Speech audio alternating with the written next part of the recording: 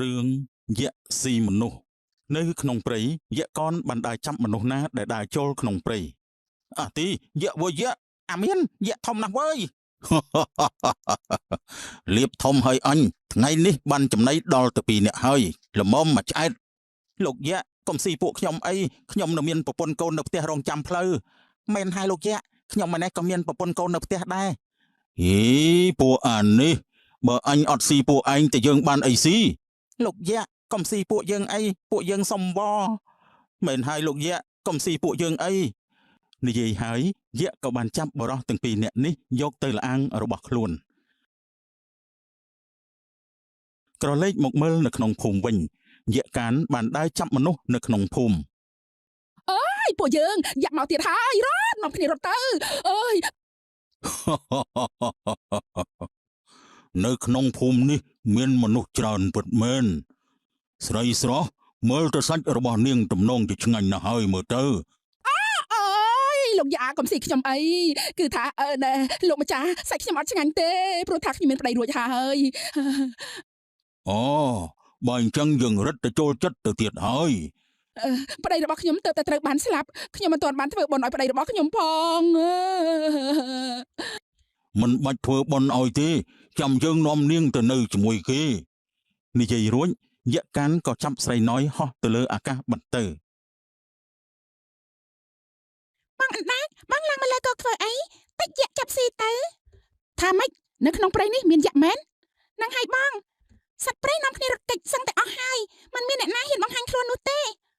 ចុះបងចេញមកក្រាប់បែបហ្នឹងមិនខ្លាចយក្សចាប់ស៊ីទេអីខ្ញុំមិនខ្លាចទេព្រោះខ្ញុំចេះហាវាចាប់ខ្ញុំមិនបានទេតែបងធ្វើដំណើរយឺតបែបហ្នឹងខ្ញុំមានការព្រួយបារម្ភដាក់ដូចខ្ញុំណាយក្សវាមិនហ៊ានស៊ីទេព្រោះបងមានស្នូការពារបើវាហ៊ានចាប់បងស៊ីណាវានឹងបាក់ថ្មិញខ្ទេចខ្ញុំភ្លេចតែយ៉ាងប្រយ័ត្នល្អជាងមិនអីទេបងសេកខ្ញុំគ្មានគ្រោះថ្នាក់អ្វីឡើយខណៈពេលនោះយក្សកននិងយក្សកានក៏បានដើរមកដោយមិនបានមើលក្រោមក៏ជន់អណ្ដើកស្លាប់បាត់ទៅបងដើកអើយនេះមកពីបងមិនស្ដាប់សម្ដីខ្ញុំសូមទូលព្រះបិតាមានរឿងអីទៅបនបងពិតព្រះបិតាឥឡូវនេះនៅជាយដែននៃព្រះនគររបស់យើងមានយក្ស2នាក់ដែលតែងតែដើរចាប់ស៊ីប្រជារាស្ត្រតាមភូមិស្រុកឥតលហែមានរឿងបែបនេះផងចុះបុតមានព្រះតម្រេះយ៉ាងម៉េចដែរបុតក៏មិនទាន់ដឹងច្បាស់ដែរអំពីរឿងនេះតែបុតចង់តាមដានឲ្យបានច្បាស់សិនរឿងរ៉ាវនៅក្នុងនគរមានច្រើនរឿងណាស់ណាបុនរឿងហ្នឹងបិតាទុកឲ្យបុតជាអ្នកដោះស្រាយទៅចុះក្រាបទូលព្រះបិតាបិតាមានរឿងជាច្រើនទៀតដែលត្រូវជំនុំជាមួយនឹងអស់លោកមន្ត្រីបិតាទៅសិនហើយណាសូមព្រះបិតាស្ដេចយាងទទួលបានដំណឹងយ៉ាងម៉េចទៅហើយកូនសេងក្រាបទូលព្រះអង្គឥឡូវនេះសត្វនៅក្នុងព្រៃមិនហ៊ានចេញពីចម្រោកទេព្រោះវាខ្លាចយក្សចាប់ស៊ីចុះប្រជានរាវិញនោះតើយ៉ាងណាទៅហើយប្រជារាក្មេងចាស់ប្រុសស្រីនាំគ្នាលាក់ពួនមិនហ៊ានចេញក្រៅដូចគ្នាហើយពីមួយថ្ងៃទៅមួយថ្ងៃសមាជិកក្នុងគ្រួសារចេះតែបាត់ម្ដងម្នាក់អង្គក្រាបទូលយើងក៏មិនដឹងថាត្រូវធ្វើយ៉ាងណាដែរតែយើងក៏ចង់ទៅសង្កេតមើលដោយផ្ទាល់ថាតើយក្សនោះមានមាឌធំប៉ុណ្ណាទៅសូមព្រះអង្គកុំយាងទៅអីគ្រោះថ្នាក់ខ្លាំងណាស់មិនអីទេកូនសេងយើងនាំទាហានទៅជាមួយដែរតាបាញ់ចឹងចាំខ្ញុំជាអ្នកនាំផ្លូវល្អណាស់កូនសេងអូនសយអូននៅផ្ទះនឹងហើយណាបងចេញទៅរកអីឲ្យអូនហូបអូនបារម្ភខ្លាំងណាស់បងអូនខ្លាចតែបងចេញទៅមានគ្រោះថ្នាក់អ្វីកើតឡើងបើបងមិនចេញទៅទេពួកយើងប្រកាសជាដាច់ពោះស្លាប់នៅក្នុងផ្ទះឲ្យអូនចុះល្អបងកុំទៅម្នាក់ឯងអីតែជាមួយអ្នកជិតខាងទៅគ្រាន់បានជាគ្នាមិនបាច់ភ័យព្រួយទេអូនបងទៅជាមួយអ្នកជិតខាងយើងនឹងតាបងទៅមានគ្នា 4-5 នាក់ដែរហ្នឹងបាញ់ចឹងឲ្យរៀនធូរចិត្តបន្តិចបងទៅហើយណាចាបងស្វាតែឥឡូវនេះបងទៅណៃណាមិនក៏ខ្ញុំមិនបានឃើញបងអញ្ចឹងអូយបងសេកអើយតាំងពីនៅក្នុងព្រៃរបស់យើងមានយក្សចេញដេញចាប់សត្វស៊ីមកណាខ្ញុំនិងកូនចៅបាននាំគ្នារត់ពួនអស់ហើយបានចឹងល្អហើយកុំឲ្យពួកយក្សចាប់បងស៊ីបានខ្ញុំចេញមកក្រៅមកបេះផ្លែឈើខ្លះយកទៅឲ្យបងប្អូនហូបនិយាយចឹងបងសេកមានដែលបានផ្ដល់ដំណឹងទៅឲ្យព្រះរាជាហើយនៅខ្ញុំបានទូលទ្រង់រួចហើយទ្រង់នឹងចាត់ទាហានមកមើលដោយផ្ទាល់ថាតើត្រូវចាត់ការជាមួយពួកយក្សដោយវិធីណាល្អណាស់បងសេកខ្ញុំសង្ឃឹមថាព្រះរាជបុត្រទ្រង់នឹងកម្ចាត់ពួកអាយក្សអស់នេះឲ្យបាត់ពីផែនដីនឹងហើយបងខ្ញុំមានការទៅជួបព្រះរាជបុត្រដើម្បីផ្ដល់ដំណឹងបន្ថែមខ្ញុំលាបងសិនហើយណាចាទៅចុះ ក្រាបទៅព្រះរាជបុត្រខ្ញុំបានសង្កេតឃើញថាយៈទាំងពីរនោះឥឡូវនេះកំពុងតែនៅក្នុងលអាងរួមភ្នំ ល្អណាស់កូនសេកយើងនឹងនាំទាហានចេញទៅចាប់យៈនោះ ក្រាបទៅព្រះអង្គតើព្រះអង្គនឹងយាងចេញទៅថ្ងៃណាដែរ គឺថ្ងៃស្អែកនេះហើយ អូតែប៉ុណ្ណេះពួកអាយៈកំណាច់ដឹងតែស្លាប់ហើយ បងប្រុសខ្ញុំឃ្លានដល់ហើយបងក៏ឃ្លានដែរល្មមដល់ពេលដែលយើងចេញទៅរកចំណីហើយចុះបងទៅរកនៅកន្លែងណាដែរទើបអាចរកចំណីបានស្រួលមានហើយឥឡូវនេះពិបាករកចំណីណាស់សត្វធំនៅក្នុងព្រៃរត់គេចបាត់អស់មិនដឹងជាពួកវាទៅណាទេចំណែកខ្ញុំឯនេះវិញក៏ពិបាកដែរណាបងមនុស្សនៅក្នុងភូមិនៅពេលដែលគេឃើញខ្ញុំពីចម្ងាយពួកគេនាំគ្នារត់ពួនអស់យើងសម្រាប់អស់7ថ្ងៃហើយមែនហើយបងបើអញ្ចឹងតោះពួកយើងទៅតោះប្អូនប្រុស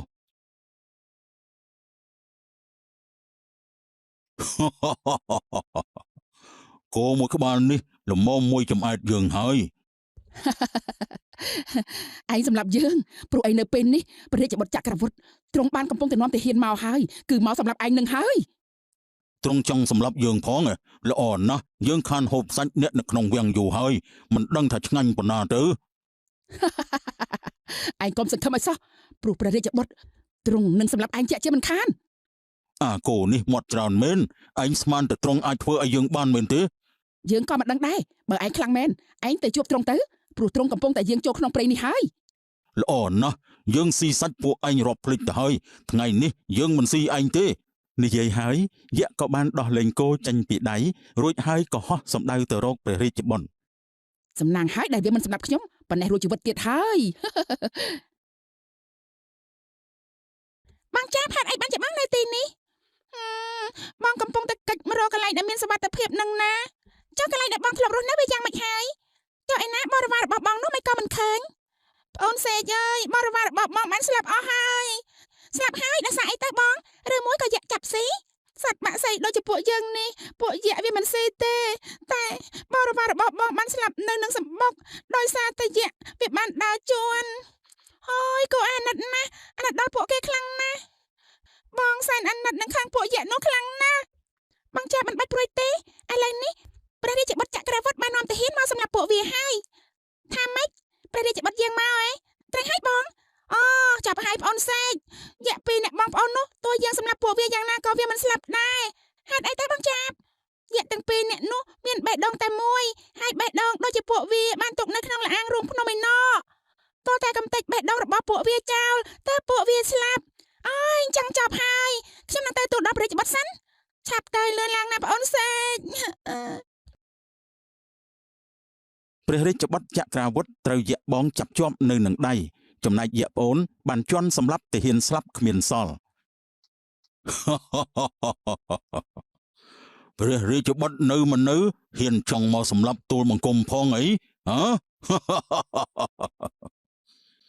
ក្នុងនាមយើងជាកូនស្ដេចរក្សាផែនដីនេះយើងមិនអនុញ្ញាតឲ្យពួកឯងមកបំផ្លាញទីនេះបានទេបងប្រុសយើងពិតជាសំណាងណាស់ដែលបានស៊ីកូនស្ដេចកុំតន់អល់ស៊ីអីប្អូនប្រុសយើងយកព្រះរាជបុត្រអង្គនេះទៅឃុំទុកសិនទៅអញ្ចឹងក៏បានដែរតោះយើងនិយាយរួចយៈទាំងពីរក៏បាននាំព្រះរាជបុត្រទៅកាន់លអាងរបស់ខ្លួន ព្រះរាជបុត្រកូនសេកតើធ្វើយ៉ាងម៉េចទើបអញដឹងថាយើងនៅទីនេះ ខ្ញុំបានឃើញទាហានរបស់ព្រះអង្គបានស្លាប់ជាហោហែតែបែរជាមិនឃើញព្រះរាជបុត្រតែខ្ញុំក៏មកទីនេះតែម្ដងទៅ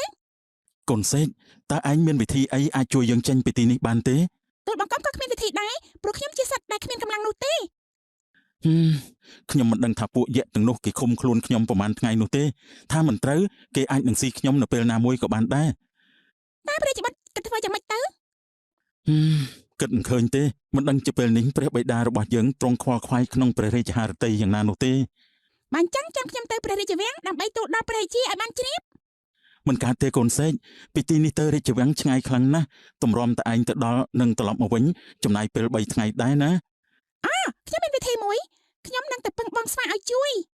បើអញ្ចឹងឆាប់ទៅឲ្យលឿនទៅកូនសេកធ្វើយ៉ាងណាកុំឲ្យពួកយៈពីរនាក់នោះដឹងណា បងស្វាពេលនេះមានរឿងធំហើយមានរឿងអីបងសេកពេលនេះយៈចាប់បានព្រះរាជបុត្រហើយខ្ញុំមកនេះគឺពឹងឲ្យពួកបងជួយតើពួកខ្ញុំជួយអីបានទៅឬក៏ឲ្យខ្ញុំទៅប្រយុទ្ធជាមួយពួកយៈមិនមែនចឹងទេបងស្វាឥឡូវនេះព្រះរាជបុត្រកំពុងតែជាប់ឃុំឃាំងនៅក្នុងទ្រុងមួយនៅក្នុងលអាងរបស់យៈបានចឹងតើពួកយើងគួរធ្វើយ៉ាងម៉េចទៅ ខ្ញុំចង់ឲ្យបងនិងបរិវារនាំគ្នាទៅជួយទ្រង់ហើយទៅយកទ្រង់នោះចេញដើម្បីដោះលែងព្រះរាជបុត្រខ្ញុំមិនស្គាល់ផ្លូវទេបងសេកមានតែបងនាំផ្លូវពួកខ្ញុំទៅហើយខ្ញុំជាអ្នកនាំផ្លូវពួកបងតែចាំខ្ញុំទៅសង្កេតមើលសិនថាតើពួកយក្សនោះពួកគេចេញពីលអាងហើយនៅបើអញ្ចឹងបងឆាប់ទៅមើលផ្លូវទៅខ្ញុំទៅប្រាប់ពួកបរិវាររបស់ខ្ញុំសិននិយាយរួចសត្វសេកក៏បានហើរចេញទៅប្អូនប្រុសថ្ងៃនេះយើងស៊ីបន់ច្រើនណាស់មែនហើយបងប្រុសហូបមួយថ្ងៃនេះទម្រាំតែកាពះរបស់យើងរំលែកអស់ក៏ចំណាយពេល2ថ្ងៃដែរត្រូវហើយប្អូនប្រុសបងប្រុសចុះកូនស្ដេចនោះតើយើងធ្វើយ៉ាងម៉េចទៅបើយើងចេញមួយឆ្ងាយបែបនេះតើព្រះរាជបុត្រអង្គនោះបានអីសោយទៅមុនបងចេញមកបងបានបេះផ្លែឈើនិងមានទឹកដាក់ឲ្យទ្រង់រួចហើយបងប្រុសខ្ញុំឆ្ងល់បងដល់ហើយមិនក៏មិនស៊ីព្រះរាជបុត្រនេះតែម្ដងទៅទុកធ្វើអីទៀតបងចង់ទុកទ្រង់ដើម្បីយកទៅដោះដូរជាមួយព្រះរាជាដោះដូរយ៉ាងម៉េចទៅបងនឹងយកទ្រង់ទៅដោះដូរឲ្យព្រះរាជាត្រូវទៅយកមនុស្សមកឲ្យយើងស៊ីជារៀងរាល់ថ្ងៃធ្វើអញ្ចឹងយើងមិនចាំបាច់ហត់ចេញទៅរកចំណីទេអូខ្ញុំយល់ហើយបងប្រុសពិតជាឆ្លាតពិតមែន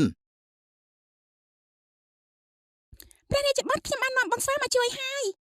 កូនសេកកូនស្វាតើពួកយក្សមិននៅទេអីបានជាពួកឯងចូលមកបាន